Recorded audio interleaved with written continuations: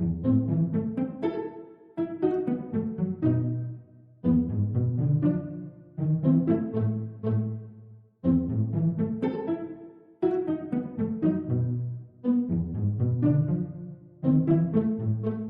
bonjour à vous, comment ça va?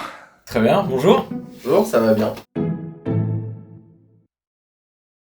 Ça fait un petit moment qu'on s'est pas vu quand même. Enfin, on s'est croisés depuis le tournage du Lavomatique quand même. Oui, on s'est vu quelques fois à Saint-Vincent. On est venu à quelques cours de cinéma. Ouais, et on a tourné le Lavomatique, vous étiez, bah vous, ça y est, vous aviez passé le bac. C'était fini pour vous, hein, le lycée était terminé. Mais on s'est quand même revus. Bon, Hector, toi t'es parti. Moi, je suis parti à Paris, oui. J'ai rejoint une école de cinéma qui s'appelle l'ESRA. Je commence ma deuxième année la semaine prochaine. C'est ce que je voulais faire. J'ai rencontré des gens avec qui je m'entends super bien, avec qui on fait des projets. Et j'ai des cours vraiment qui m'apportent en fait ce que je recherchais et même plus. Donc j'adore ça, quoi. Je suis très content. Alors Patrick, nous on s'est revus encore pendant une année parce que tu passais de temps en temps, même dans ma classe de ciné, t'étais encore là. Mais là, tu es parti maintenant, tu es à Paris, c'est ça aussi? Ouais, donc en fait j'ai fait une année de prépa à Saint-Vincent, donc je suis resté encore un moment.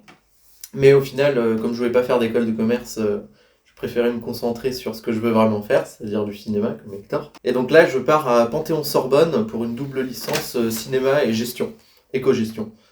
Donc il y a la licence artistique avec un côté très pragmatique, avec des notions d'économie et de finance. Ouais, ça fait sur 3 ans alors celle-là aussi. Ouais. C'est 3 ans la licence? Et toi, Hector, t'en as pour combien de temps C'est alors? 3 ans aussi. Donc il me reste encore 3 ans 2 ans, aussi, là. hein. Ouais. D'accord.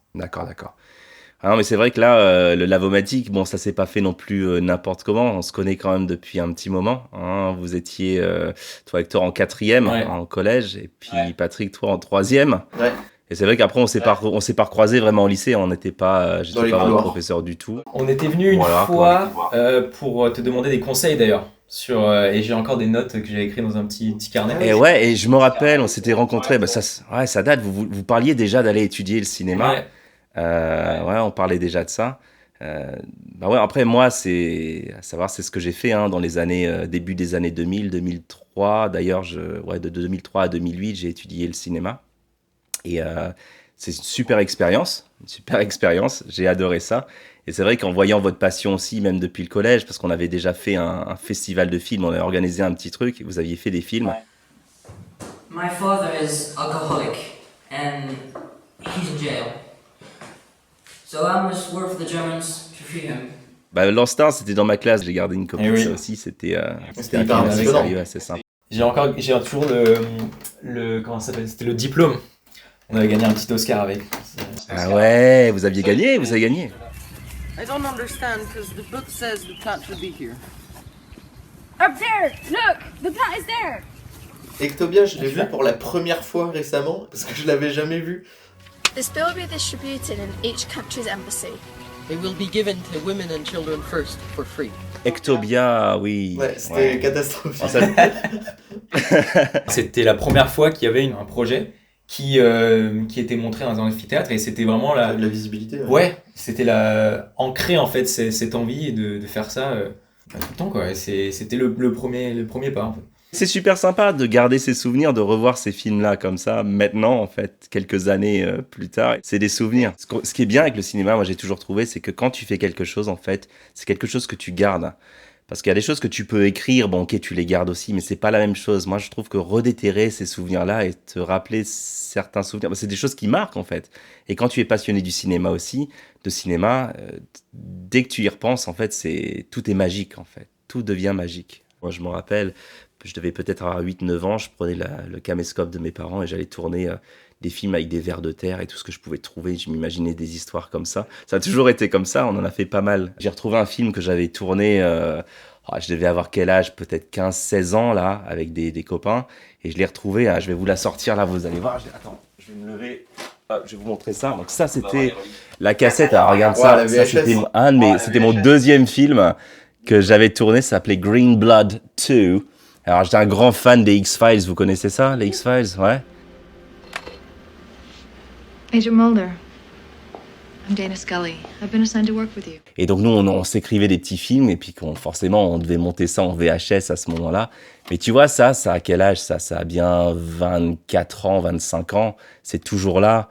Bon, je sais pas s'il y a quelque chose que je peux utiliser pour la lire, quoi. Ça fait longtemps que je l'ai pas vu, mais je me rappelle très bien de ce tournage et de ce montage d'un film comme ça, quoi. Juste s'amuser, en fait. Et c'est super positif.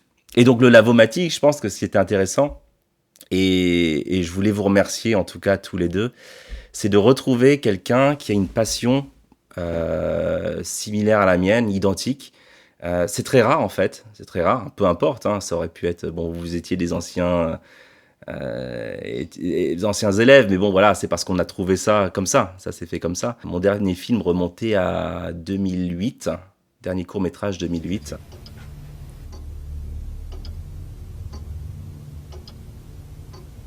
Tea? No, thank you. I don't drink tea. Milk? Yes, please. C'était The Tooth Fairy, ouais, que j'avais écrit avec Julian Mary, qui est justement qui a fait un peu d'effets spéciaux sur le Lavomatic, donc on a gardé contact avec ça, qui nous a fait l'intérieur de la machine. Et c'était super sympa. Et c'était le dernier film, donc 2008, et voilà, il a fallu tout ce temps-là pour refaire quelque chose, parce que j'avais abandonné en fait, c'est vrai, c'est l'idée. Le cinéma, c'est dur, hein, c'est dur, on le sait que c'est pas facile. C'est très, très c'est bien d'avoir des diplômes, tout ça, mais il faut... Ouais, voilà, et puis mais il faut avoir l'envie aussi, il faut avoir l'envie. Et des fois, ça revient, comme voilà, avec vous, c'est vraiment un coup de tête, hein, c'était, on avait quoi, on avait 7 jours, même pas, 10 jours peut-être, pour le faire. Ouais. De rien, hein. Pour réinventer le script, l'adapter aux personnages, à l'âge des personnages. Le script avait été écrit en 2009, qui suivait le Tooth Fairy, donc il n'était pas écrit, je ne l'ai pas écrit quand j'étais en Angleterre, j'étais en France à ce moment-là. Et vous connaissez Place de Bretagne à Rennes, là. La Place de Bretagne, il y a comme un Lavomatic, il y avait un Lavomatic qui était là, et je me rappelle, j'allais tous les jours. Mais l'enseigne était vraiment typique, je me rappelle, c'était écrit le Lavomatic, et c'était quelque chose d'assez ancien, avec du carrelage, un petit peu mural, de la faïence, la mosaïque.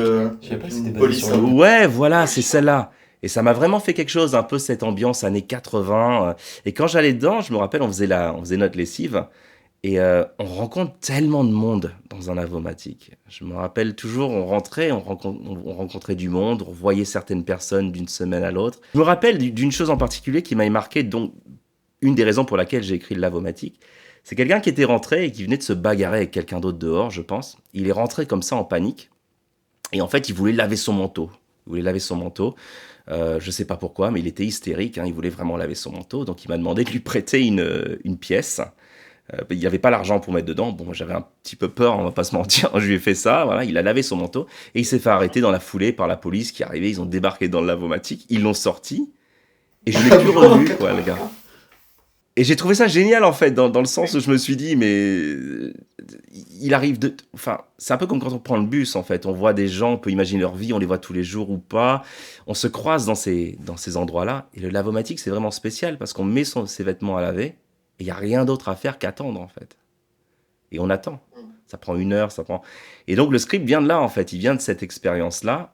Donc, ouais, le script 2009. Alors, il faut imaginer entre 2009 et 2022 ce qui s'est passé, quoi. Il a fallu pas mal de choses, pas mal de modifs. Hein. Le projet a mûri, ouais. Oui, si, 15 ans. Bah, en fait... Ouais, en 10 jours plutôt, moi je pense. C'est parce qu'en fait, on l'a ressorti un peu de nulle part. On l'a dépoussiéré, on l'a ressorti de nulle part. Et puis, et voilà. Après aussi, vous avez fait confiance au truc assez rapidement aussi, heureusement, parce que personnellement, même moi, je savais pas trop ce qu'on allait en faire. Bah, en même temps, il y avait de l'excitation pour une première fois travailler avec un autre associé que juste nous deux. Et puis avec toi. Et quelqu'un qui a vraiment travaillé avec de l'équipement, avec des professionnels. Donc forcément, nous, on a hop on the train très très vite. On était ravis. Et puis c'était une opportunité de travailler avec toi aussi, ce qui était quelque chose qu'on a toujours voulu faire. Et c'était un adulte qui nous prenait au sérieux, qui nous faisait confiance. Monsieur Lagache, il est l'heure. J'ai une certaine fascination pour des personnages mystérieux, qui sont pas forcément méchants, mais qui sont très mystérieux. J'adore analyser un personnage qui est très complexe à l'intérieur, mais qui ne le montre pas forcément à l'écran. Et je pense que toi, en tant que Monsieur Lagache, tu as vraiment c'est exactement ce que je pensais, ce que j'avais en tête. Si ce n'est même plus, en fait. On avait un peu cet humour décalé qui était là, l'humour un peu noir décalé. Mais en fait, je ne sais pas que ce soit physiquement, au niveau aussi de tes réactions, il y a vraiment quelque chose qui colle vraiment à ce que je voulais faire dans ce projet-là, que j'avais en tête et qui me rappelait énormément donc ce personnage de Zeus qui était dans The Tooth Fairy. On avait écrit ce personnage de Zeus. Déjà avec un nom comme Zeus, c'était l'idée, c'était de faire quelque chose de grand, alors que c'était un gars qui était tout petit, quoi. Et on se demande vraiment, quand on regarde le Lavomatic, quand on te voit, on se demande, mais qu'est-ce qui se passe en fait dans ta tête ? Qu'est-ce qu'il y a ? En fait, c'est ça qui est marrant quand on joue, c'est qu'on se projette dans un personnage qui n'existe pas, qui n'existera probablement jamais. En fait, j'ai essayé de recréer un petit monstre. Pour moi, c'était ça. C'était une sorte de gobelin, une sorte de sous-fifre qui travaille pour un grand seigneur ou quelque chose comme ça. C'était un peu l'image que j'avais dans la posture et dans les grognements. Mais évidemment, j'en faisais pas une œuvre fantastique, je restais humain, quoi. Pour moi, c'était un personnage à la base qui avait cette obsession de voir la machine tourner, mais il y a quelque chose d'autre derrière ça. Il y a une raison pour laquelle il aime ça, que ce soit, la machine en elle-même ou qui représente autre chose. Il y a quelque chose d'autre, c'est pas la machine. Ouais, mais on va jamais savoir parce qu'il s'exprime pas. Ouais, et c'est ça qui est super et ce que tu as très bien joué en fait. C'est ça qui est très compliqué. Comment rentrer dans la peau du personnage pour nous de rentrer dans ton personnage alors que tu ne t'exprimes pas à part, comme tu dis, des sons, quoi, des bruits. Mais tu vois là, sur ce film-là en particulier, j'étais pas forcément fan du fantastique, mais j'aimais bien le paranormal, un petit peu tout ce qui était différent. On parlait des X-Files par exemple, ça m'a vraiment forgé. Ça arrivait aussi à un moment dans les années 90 où j'étais ado, voilà, il y a quelque chose qu'on se crée avec X-Files. Et pour moi, ce Monsieur Lagage, par exemple, c'est le genre de personnage que j'imaginais un petit peu, que j'adorais dans ces épisodes d'X-Files, en fait. Des personnages qu'on voyait, qu'on revoyait des fois même, qui revenaient dans des saisons après. Et on n'était pas trop sûr ce qui se passait dans leur tête, on savait pas trop ce qu'ils avaient en tête, ce qu'ils voulaient faire. Pour moi, tu recrées vraiment ce genre de personnage vraiment mystérieux et on voulait en voir plus.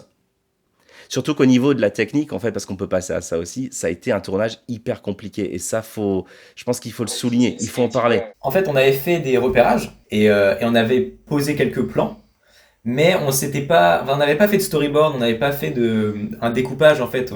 C'est pour ça que quand on est arrivé le jour même, il y a eu des moments de frustration parce que on savait pas qu'est-ce qu'on allait faire en premier, on savait pas quel plan il fallait faire. La salle était très petite aussi. Alors, c'était moins qu'un 9 mètres carrés parisien. Ah ouais, c'était vraiment... Encore plus. Et en plus, il y avait les machines devant, c'est des grosses machines qui étaient même décalées du mur. Donc en fait, quand tu es devant la machine, déjà, très difficile, il faut réimaginer les plans. Donc mettre la caméra dans la machine, ça a été une des idées qu'on avait eues déjà dès le départ. Mais les plans qu'il faut prendre, les champs contre champs, c'était pratiquement impossible à faire en fait. On n'avait pas la place, on ne pouvait pas placer notre matériel. L'image, elle est très... c'est un peu comme les images dans Dogme 95. C'est des images très réalistes, c'est juste un caméscope qui filme ce qui se passe. On n'a pas du tout joué avec la lumière parce qu'on n'a pas pu. Non. On a filmé avec des caméscopes de l'école qui sont bons pour faire des sortes de scénettes sans budget, mais c'était pas trop ça. Moi j'avais essayé de ramener ma caméra qui était flambant neuf, mais je savais pas l'utiliser encore. Il y a 2 plans avec dans le film. Ouais, à la fin, ouais. Mais, et on avait un micro de l'école aussi. Donc c'était avec les moyens du bord. Et Benjamin a fait un excellent boulot d'ailleurs. En termes de son, De toute façon, là, vu la résonance dans le couloir, c'était... je sais pas comment il s'en est sorti. Compte tenu des conditions, Benjamin s'en est extrêmement bien sorti. Ouais. Alors on a eu la chance que le HESP nous a donné l'autorisation d'avoir tout le sous-sol en fait. Ça c'était cool quand même, quand on est arrivé et qu'ils ont réservé tout le sous-sol en période en plus de cours. Ça a été vraiment sympa de pouvoir utiliser les salles à côté pour pouvoir travailler. Sans ça, je sais pas comment on aurait fait sans les salles à côté. Mais c'est vrai qu'il y avait quand même du passage, donc il y a des moments, l'ascenseur, c'était un gros souci.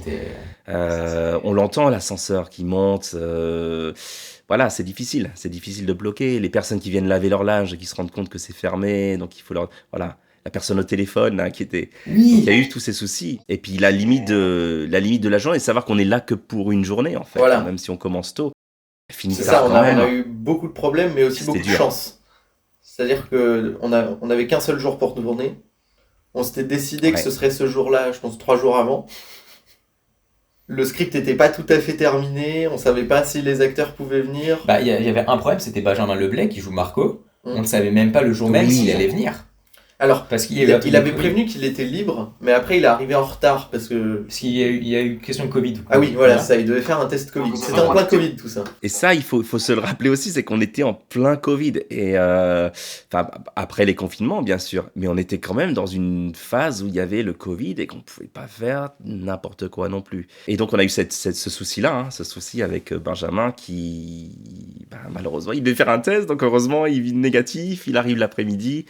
Il a fait un super job. Ce qui a fait Il aussi fait peut-être... sa performance. Et qui a est fait un super remarquable. job. Génial. Benjamin, ouais, il nous a. Mais de toute façon, même sur les tests qu'on avait fait vidéo, ça m'avait scotché complètement. C'était assez clair qu'on avait le personnage était là. De toute façon, on l'a même ressenti là-bas. Hein. Le texte était su, l'impro aussi, il y a eu de l'impro. C'était même à nous, à la caméra, de le suivre et de pouvoir créer quelque chose autour de ça. Il a vraiment fait peur à cette Léopold. journée de tournage, j'ai pensé. C'est ça. Marco, arrête! Tu me touches pas, putain, tu me touches pas! Elle était vraiment tétanisée. Et puis on a dû la refaire plusieurs fois en plus. On a dû la faire 3 ou 4 fois cette scène-là. Et ça s'améliorait pas, elle avait de plus en plus peur. C'était vraiment impressionnant, mais après, avec tout ce qu'on avait aussi, quand on avait, forcément, on a un acteur pour quelques heures, même pas, c'était 1h30, 2 heures, parce que voilà, on a des obligations, qu'on a un jour de tournage et qu'on sait qu'on peut pas aller retourner. On sait que c'était cette journée-là et que c'était fini après, parce que de toute façon, je pense que vous partiez, moi j'avais les réunions, de toute façon, on était coincés, c'était ce jour-là ou jamais. D'ailleurs, Hector, si je me rappelle bien, on a retourné une scène, on est revenu avec Léopoldine, mais on a tourné ça autre part. Ouais, c'était un plan sur Léopoldine. Qui attend l'ascenseur. Exactement. Ouais, c'est ça. Et on l'a tourné à l'amphithéâtre de Saint-Vincent. Et au final, ça passe. Ah, ça marche super bien. C'est vraiment... Il faut aussi souligner le travail de montage, parce qu'en fait, au final, vraiment, il faut qu'on discute aussi de ce qu'on a eu. On avait parlé un petit peu allez, un quart de nos plans qui étaient ultra pixelisés. Alors, à savoir ce qui s'est passé là, au moment du changement de matériel. Donc, il y a eu un changement de matériel au moment de dérocher les cartes. On a eu ce changement, on s'en est pas rendu compte, sauf 2 jours après, quand on a déroché. Donc ça, c'est un défaut technique qu'on a eu, pas de chance. Et même d'ailleurs à la fin de cette journée de tournage, je me rappelle, on s'est dit là, on va avoir un souci, il va falloir qu'on crée quelque chose. Et c'est là où Patrick, on t'a mis devant la machine à laver. Et puis on a fait passer devant toi, on a juste mis la caméra, Ouais, je pense c'était pendant devant 10 la machine, minutes, je pense. l'ai Et on a regardé. fait passer, voilà, on continue. Ça, il durait quoi, 5 minutes le plan, peut-être, Ah oui, 5-6 vraiment. minutes. On a laissé tourner la caméra. Mais ça a sauvé, Avec, parce qu'il fallait cette colle-là pour lier les plans, parce que sinon, c'était inutilisable. Heureusement. On aurait fait quoi là? Ça aurait été impossible. Et en fait, c'est le plan principal, c'est celui qui revient le plus. C'est ça. D'ailleurs, c'est celui qui est sur le mur derrière, là, je vois Ouais, sur ton mur, c'est ouais, le c'est plan, ça. voilà, qui est là, c'est le plan qu'on a gardé, hein. pour, Juste là. Il est juste Ouais, là. ouais, voilà. Donc ce plan-là, en fait, qui est l'horloge dessus ou pas, on l'a réutilisé vraiment. Je l'adore ce plan-là. J'aime vraiment bien ce plan-là. Je trouve qu'il est vraiment bien parce que c'est aussi là où on voit Monsieur Lagache dans ses réactions, tout seul. Et puis donc avec ce que Julien Il est a dans fait sa bulle. aussi, avec cette Littéralement. machine qui tourne. On a vraiment quelque chose. Il y a vraiment quelque chose sur ce plan-là. Mais ça encore, un secret de tournage, vraiment, c'est les 5 minutes à la fin. Il devait être, je sais pas quelle heure il était, 20h, je sais plus, 20h30. On s'est fait, allez, on était fatigués, on n'en pouvait plus. Et puis après, on devait ramener tous les 15 matériel. kilos de matériel Ouais. à pied. Ouais, sans savoir vraiment ce qu'on avait au final, en fait. On regardait quand même, on checkait ce qu'il y avait dans les cartes SD de temps en temps, mais on était tellement dans le rush et dans se dire il faut qu'on ait tous les plans qu'on s'en était pas rendu compte. Avec la lumière aussi, parce que du coup, donc, comme tu avais dit, il n'y avait pas de lumière, c'était juste les néons qu'il y avait dans le Lavomatic, des fois qui rendaient des plans jaunes, des fois des plans blancs. Et ça, c'était compliqué aussi pour... on n'avait pas contrôlé fait la balance des blancs. Exactement. Mais ce qui fait qu'en fait, toi, Hector, tu as vraiment réimaginé le film. Moi, j'étais sur mon ordi, il y a des moments où j'étais en mode, mais comment faire en sorte que ça soit voilà, très lisse. Et au final, ça a rendu, enfin, c'était très bien. Il y a eu un gros mois quand même de montage, ce qui fait que c'était pour vraiment polir le projet. Et en termes de son, ce qui était intéressant aussi en termes de montage qui n'était pas dans le script original, c'était l'aller-retour entre Monsieur Lagache et l'agression de Marco envers Gisèle. Monsieur Lagache!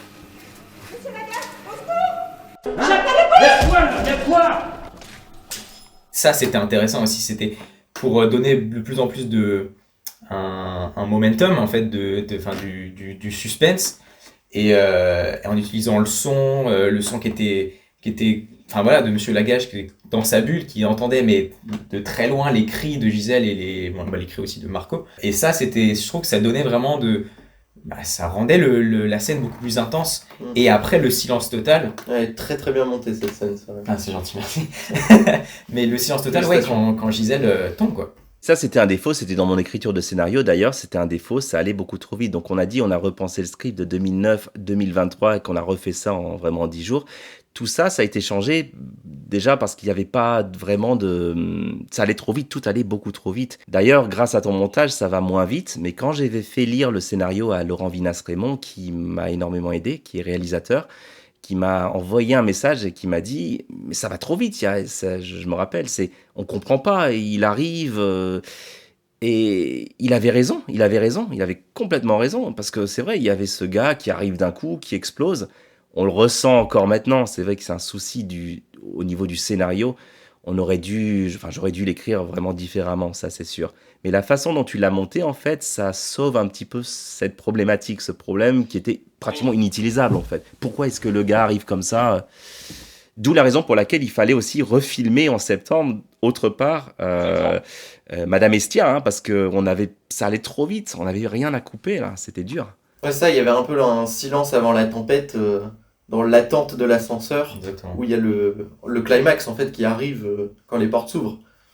Mais en même temps, c'est quelque chose qu'on peut pas vraiment retranscrire, qu'on peut pas vraiment mettre sur papier toute la marche dans le couloir qui monte en tension, où Marco il devient de plus en plus menaçant au fil des pas. Alors, à la base aussi, dans le scénario original, Marco est censé être à l'extérieur, c'est-à-dire que Madame Estia, revenait à la voiture. Elle allait à la voiture, elle dit « J'ai pas pu laver ta chemise ». En fait, ça, c'est le scénario original. C'était pas un ascenseur. Donc après, il sort de sa voiture, il s'énerve et puis il se redirige pour aller voir ce qui se passe. Et puis c'est là où ça dégénère, en fait. Donc en fait, à la base, il y avait vraiment tout ça décrit. Sauf que quand on n'a pas eu accès à un lavomatique, comme on le disait, on a 10 jours pour trouver un endroit, les acteurs et tout ça. Le lavomatique qu'on a eu, c'est dans une résidence. Ce qui a marché pour notre projet. Et en fait, l'extérieur, qui était l'idée de juste quelqu'un qui vient laver ses vêtements, comme je parlais un peu de mon expérience personnelle, la raison pour laquelle j'ai écrit le scénar, juste un gars qui rentre comme ça, qui se fait arrêter par la police, on n'a pas pu le faire, ce qui fait que c'était forcément l'ascenseur, le couloir, parce qu'on n'avait que ça, et que c'était maintenant des résidents. En fait, ils habitaient ici, ils étaient nouveaux dans l'établissement. Donc on a dû changer comme ça, mais ce qui fait que ça a tué un petit peu aussi cette scène qui était de sortir du huis clos, on va dire, aller dans la voiture, elle ne peut pas laver la chemise, voilà, il s'énerve, et puis il y a toute cette montée en puissance jusqu'à l'entrée dans le lavomatique. J'ai bien aimé aussi moi j'avais en tête aussi cette musique de fin, parce que ça, on n'en a pas parlé, on peut peut-être parler de ça un petit peu.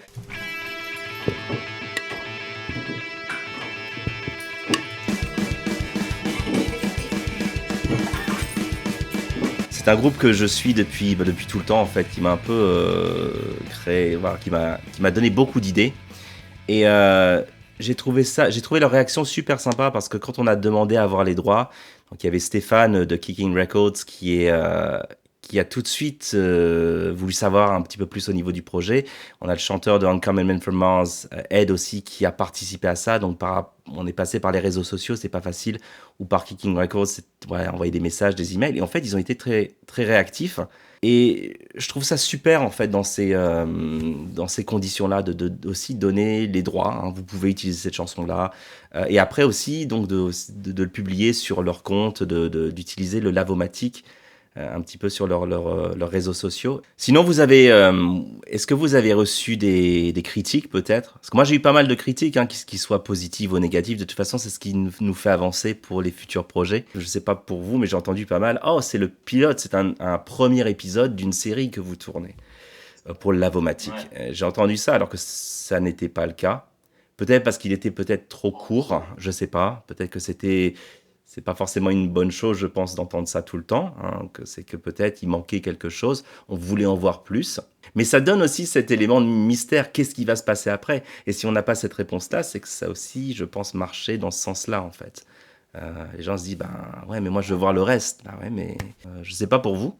Les retours qu'on a eus étaient, comme tu dis, extrêmement positifs. En tout cas, c'était globalement très positif. Ouais, c'est ça. Les gens étaient engagés dans l'histoire. Globalement, ouais. Ils étaient investis dans les personnages. Ils trouvaient le jeu d'acteur très bon aussi. Et que globalement c'était une histoire intéressante, qu'on suivait bien, il y avait un rythme, on gardait l'attention de l'audience en fait. Et voilà, comme tu as dit tout à l'heure, qu'ils en voulaient plus. Je pense pas que c'est l'idée du on n'a pas donné assez. Mais il n'y avait pas grand chose d'autre à raconter en fait dans cette histoire. Et c'est juste que les gens. Ah non, c'est rapide. Il y a eu une sorte de cliffhanger et du coup les gens en voulaient plus. Mais et du coup c'est bien, on a réussi, on a attisé la curiosité en fait. Le retour le plus positif, je pense, c'est celui de mon papa. Qui, sur les 400 vues sur YouTube, il a dû contribuer au moins 200. Il le regarde très Ah bah c'est pas mal. Enfin, ce qu'il faut avec le Lavomatic, c'est que même nous, maintenant on a fait on est en études supérieures à Paris, et même nos amis, on leur a montré, et ils nous donnent des retours très positifs sur ça. C'est hyper gratifiant en fait, de se dire que des personnes qu'on vient de rencontrer, ils regardent notre ancien travail, ils disent mais les gars, c'est vraiment pas mal ce que vous avez fait. Donc c'est... Après, dans le cinéma, c'est aussi, là, on vient de discuter de tous les soucis qu'on a eus au niveau du tournage, au niveau de l'écriture, voilà, toutes ces choses-là. Mais bon, voilà, une fois qu'on fait un film, ça pardonne pas. Après, c'est sorti. On n'a pas l'excuse de dire « Ah ouais, mais j'avais qu'une journée » ou j'avais... Voilà. Ou mon acteur ne pouvait pas venir, on a dû... Donc, moi, j'ai trouvé ça vraiment très, très positif aussi, de recevoir des critiques qui étaient positives, mais aussi ces critiques assez négatives qui m'ont vraiment aidé pour mes futurs projets, je pense, maintenant. Ce qui est pas mal aussi dans tout ça, c'est qu'on a quand même mis notre projet en avant pour des festivals, et ça a marché à 2 reprises déjà. Donc, sur cette année-là, on a eu 2 festivals qui étaient en ligne, dont un... le Student World Impact Festival, où ça s'est plutôt bien passé pour le Lavomatic. On est arrivé en demi-finaliste. Ouais. Parmi 13 000 courts-métrages, ouais, donc on a été nommé déjà pour meilleur film, c'était même pas parce qu'il y avait plusieurs autres prix, mais là pour meilleur film, et on est allé jusqu'en demi-finale, ce qui est quand même super, moi je trouve. Au vu du budget déjà, parce qu'il y a... parce que c'est pas un festival local. Il y avait rien en fait. C'est un festival international. Ouais. Et c'est une super expérience. Bon, après, il y en a une autre, il y a eu une autre sélection en ligne qui c'était plus une compétition de Pinewood Studios qui était sympa aussi, c'était en ligne. Ça n'a pas avancé plus loin que ça, mais déjà, je pense que c'est cette idée d'être sélectionné, ça donne envie d'en refaire un petit peu plus aussi. Ça motive aussi. C'est gratifiant. C'est très gratifiant. Après aussi, à savoir que quand on va dans des festivals, ce qui est présenté, ce sont des films, qui soient étudiants ou pas, mais où on a quand même un certain budget. Nous, on n'avait pas tout ça. Nous, en fait, on avait 10 jours. On n'avait rien. On avait les budgets sandwich. Et on a fait ça vraiment. Ouais, le sandwich. Merci d'ailleurs. Mais c'est vrai, quoi. À part ça, même au niveau de l'emplacement, enfin, le Lavomatic, c'est ma femme qui a été trouver ça parce qu'elle travaillait à l'EHESP. Enfin, vraiment, on s'est débrouillé avec ce qu'on avait. Avec les moyens du bord. Madame Monod, exceptionnelle aussi, parce qu'on a eu ce souci de dernière minute de trouver vraiment la personne qu'il nous fallait. Donc Benjamin, pour le son, Benjamin aussi qui joue Marco, on a eu Océane, voilà, on a eu tout le monde, Léopoldine, vraiment on a eu un petit groupe serré d'un coup sur cette journée-là. C'était très serré parce que Benjamin, Marco, parce qu'il y a 2 Benjamins sur le tournage. Ouais. Donc Benjamin, l'acteur, Marco, c'était mon prof de théâtre pendant 5 ans, et Léopoldine, c'est ma copine. Donc t'as eu ton petit vraiment, monde en fait. Ouais. Voilà. Pote, et puis on s'est serré mon professeur. Voilà, donc c'était. On se connaissait tous en fait. C'est vraiment super sympa. En fait, ce que ça fait penser aussi quand on crée un film, quand on crée quelque chose, que si on ne demande pas, on n'aura jamais rien. Et en fait, le Lavomatic, vraiment, je pense que c'est ce qui s'est passé. Si on ne se serre pas les coudes, parce que honnêtement, trouver un Lavomatic en 10 jours, ça se fait pas comme ça. Non. C'est dur de trouver un Lavomatic, c'est pas comme si on filmait dans la rue. Non, on filme dans un business. Ouais. Voilà, où il y a du passage.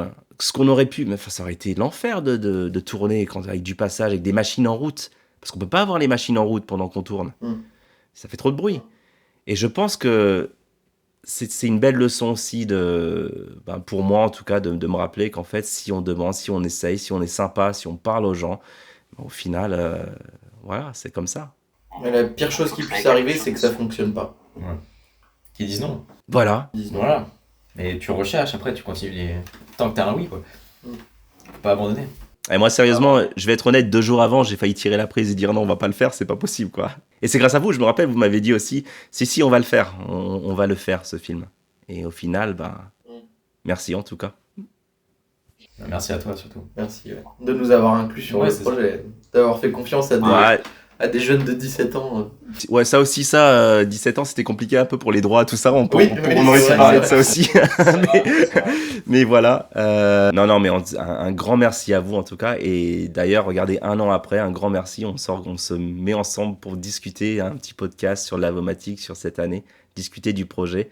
Et puis on se retrouve comme ça. Je trouve que c'est vraiment positif en tout cas. Vraiment positif. Et puis peut-être un jour une nouvelle collaboration, quoi. Ouais, on va attendre quelques années quand même. Mais ça serait bien. Il lui faut une année sabbatique. J'essaierai de pas faire entre 2008 et 2023. Je vais pas refaire 15, 16, 17. Je suis nul en maths. 17 ans, ça fait combien? Ça fait pas mal. On a lu un. Il est sorti en 2008, ouais, mon premier. Donc ouais, entre ça, j'ai rien fait. Donc 14 ans. Donc non, on va pas laisser autant de temps. T'as le même niveau que moi en maths, Hector? Ah, moi j'ai abandonné les maths en seconde, donc Moi j'en fais encore là. Ah ouais. Donc non, on va pas attendre aussi longtemps. Ouais, ça serait cool de retravailler sur un projet. Ouais. Hein. Vous en avez un, vous? Et moi je suis en train de faire des recherches, oui, pour un court-métrage en anglais cette fois-ci. Parce que depuis The Dark Stars, j'ai rien fait en anglais, et puis j'avais envie de me remettre là-dedans.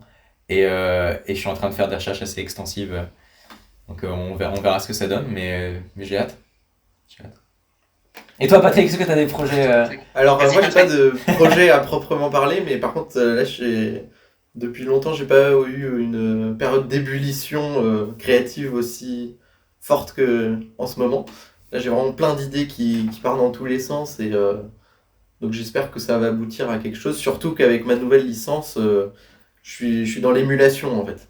Là je suis avec des gens qui ont la même ambition que moi, et on se motive à bosser tous ensemble, parce que là pour l'instant ça fait qu'une semaine, donc on n'est pas en plein projet pour l'instant.